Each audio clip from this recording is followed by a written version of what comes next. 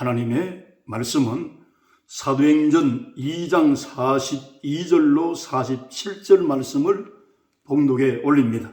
47절만 읽겠습니다.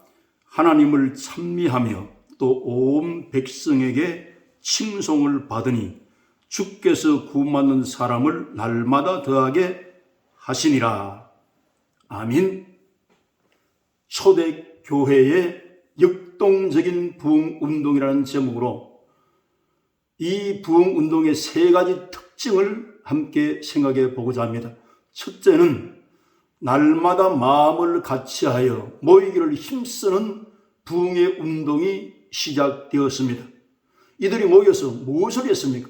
성경에는 구체적으로 이 내용을 기록하고 있습니다. 사도의 가르침을 받아 떡을 떼며 교제하고 오로지 기도에 힘쓰니라. 이와 같은 부흥의 운동이 일어났습니다. 사도는 아포스톨로스라고 하는 하나님의 교회를 세우기 위해서 하나님의 보내심을 받은 자를 사도라고 말합니다.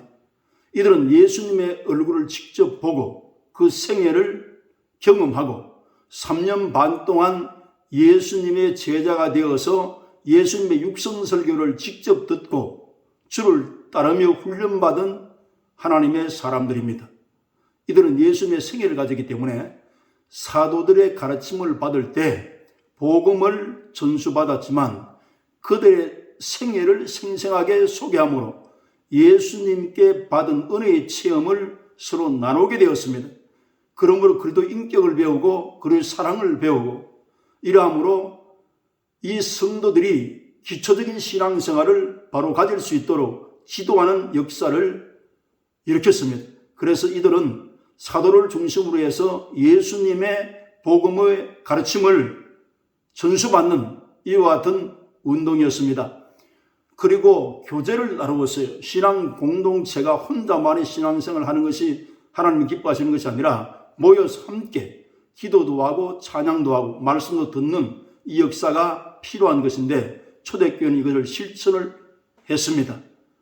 여기에 성찬을 떼면서 떡을 뗐다는 것은 애찬과 성찬을 말합니다. 애찬은 식사를 사람으로서 나눔을 말하는 것이고 성찬은 예수님의 살과 피를 상징하는 포도주와 떡을 나누어 먹으므로 예수님께서 십자가 위에서 몸이 찢기우시고 피가 쏟아진 것은 우리에게 죄사함을 주고 영생을 주기 위한 구속사의 역사입니다. 이걸 예수님께서 직접 말씀하실 때 내가 다시 올 때까지 나를 기념하라 하시면서 성찬을 하라고 그렇게 명령하시기 때문에 그걸 그대로 순종을 해서 초대교회는 이렇게 모여서 예수님의 살과 피를 나누면서 이렇게 하나님 앞에 바른 자세로 성도가 이 일을 진행함으로 교제도 이루고 예수님 뜻을 순종하게 되었습니다. 그 다음 오로지 기도에 힘썼다고 했는데 전혀 기도에 힘쓴 것은 그 시대적 상황이 기도할 수밖에 없는 상황으로 이끌어 갔을 뿐 아니라 내 뜻을 죽이고 하나님의 뜻을 이루며 그 속에 예수님의 영이 계심으로 성령 안에서 무시로 기도하며 모여서 모든 문제들을 기도로 해결하는 그러한 신앙의 스타일이 그렇게 초대교회는 열렬한 기도 생활을 했음을 본문을 통해서 발견할 수가 있습니다. 예수님 십자가에 죽으시고 성천하시고 다시 성령이 임했을 그 당시에도 역시 박해는 있었습니다. 본디오 빌라도와 헤롯 왕과 또 산에 든 공회에서 사도를 잡아서 신문하기도 하고 이들이 첫 번째 순교자 야고보가 희생되는 이런 일이 있었기 때문에 그래서 이들은 모여서 사도를 위해서 기도하고 성도들 간에 서로 기도하는 이 생활이 끊이지 않게 지속되었음을 성경이 말씀하고 있습니다.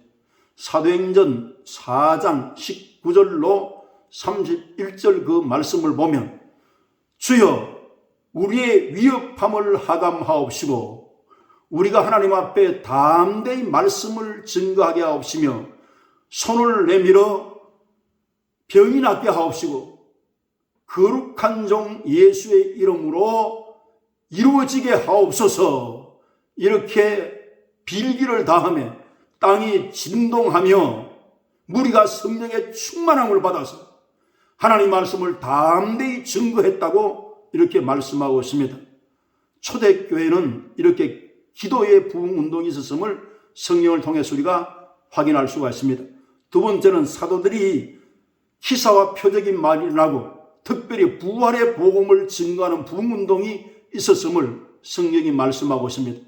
사도행전 4장 32절로 35절에도 한 마음과 한 뜻으로 서로 물건을 서로 통용하며 사도들이 큰 권능으로 부활을 증거하니 가난한 사람이 없었더라. 많은 사람들이 그 밭과 집을 팔아서 사도들의 발 앞에 두매 사도들이 필요를 따라 나눠줬다 했기 때문에 이들은 순수한 청지기로 돌아서서 모든 주인이신 하나님 앞에서 부활의 날에 예수님 얼굴을 서로 마주쳐 봐야 되고 눈동자가 서로 마주쳐서 우리의 삶을 다 내놓아야 되기 때문에 그래 이 사람들은 하나님을 의식하고 부활의 표대를 향해서 보물을 하늘에 쌓아두는 이러한 전진적인 신앙생활을 하게 되었고 영혼을 바라보는 안목으로 초대교회 성도들은 신앙생활을 했음을 성경이 명백하게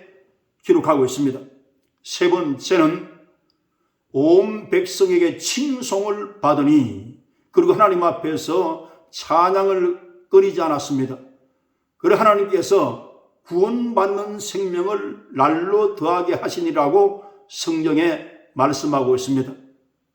이들은 공동체에 서로 사랑하며 교제하고 또 나눔 사랑을 가졌기 때문에 공동체도 평화롭게 천국처럼 되었고 나아가서 교회 밖에도 선한 영향력을 주어서 필요를 따라서 도와주므로 백성에게 칭송받는 초대교회 부흥운동은 이렇게 시작이 되었습니다. 우리 한국 교회뿐 아니라 세계 모든 교회가 이 초대교회 부흥운동을 거울 삼아서 온 세계에 복음의 영향력이 미쳐지는 곳곳마다 큰 부흥의 대역사가 일어나게 되시기를 주 예수님의 이름으로 축원합니다.